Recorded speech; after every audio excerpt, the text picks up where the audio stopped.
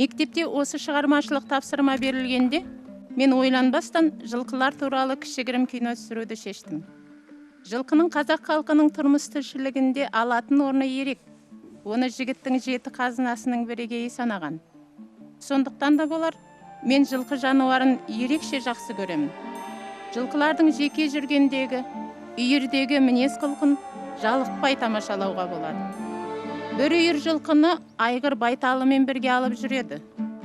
Әдетте, айғыр үйірді айнала шауып қорғаштайды.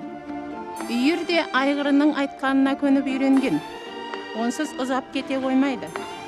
Сырттан кездейсоқ қосылғысы келген айғырды үйір иесі жырақтатып, тепсініп, үйіріне жолатпай, алысқа қуып шыққанша тыным таппайды.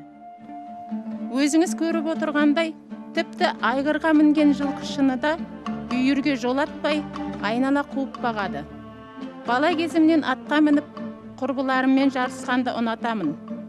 Әкеммен, атакаммен бірге малшылар арасында жиі болып тұрамын. Жайлауға шыққан сайын осы сүйкімді жануарларды бірде суретке түсіріп, бірде бейнетаспаға жазып алып жүремін. Бұл фильм менің осы жылқы жануарына және халқымның ата дәстүрлеріне деген сүйіспеншілігімнің белгісі іспетті.